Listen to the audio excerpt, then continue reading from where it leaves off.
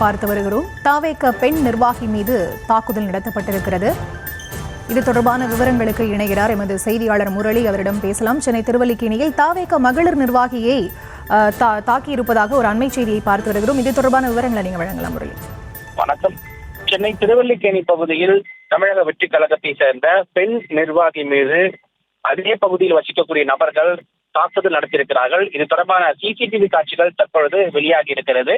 சென்னை திருவல்லிக்கேணி பகுதியில் தமிழக வெற்றி கழகத்தை சார்ந்த பெண் ஒருவர் அவருடைய புதிதாக வீட்டிற்கு புனரமைக்கப்பட்ட வீட்டிற்கு மெட்ரோ பைப்லைன் கொடுப்பதற்காக மெட்ரோ அதிகாரிடம் மனு அளித்திருக்கிறார். அந்த மனுவின் அடிப்படையில் அந்த சுப்புலட்சுமி என்பவருடைய வீட்டிற்கு மெட்ரோ அதிகாரிகள் சென்று பைப்லைன் கொடுப்பதற்காக சென்றிருக்கிறார்கள். அப்பொழுது அருகில் வசிக்கக்கூடிய நபர்கள் சேகர் மற்றும் சந்திரன் ஆகியோர் எதற்காக ஒரு வீட்டிற்கு மட்டும் மெட்ரோ பைப்லைன் கொடுக்கிறீர்கள் என வாக்குவாதத்தில் ஈடுபட்டிருக்கிறார்கள்.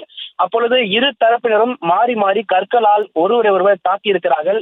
இது தொடர்பாக சுப்புலட்சுமி தற்பொழுது ஓமந்தூரார் அரசு மருத்துவமனையில் 4 தையல்கள் போடப்பட்டு சிகிச்சை பெற்று வருகிறார். இந்த விவகாரம் தொடர்பாக தமிழக வெற்றி கழகம் சார்பாக அந்த பெண் திருவல்லிக்கேணி காவல் நிலையத்தில் புகார் மனு அளித்திருக்கிறார். இதுவரை எந்த விதமான நடவடிக்கை எடுக்கவில்லை எனவும் ஒரு குற்றச்சாட்டை வைத்திருக்கிறார்.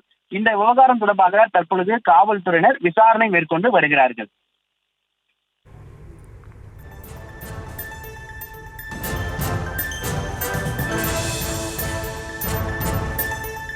விவரங்களுக்கு நன்றி முரளி கிருஷ்ணன்.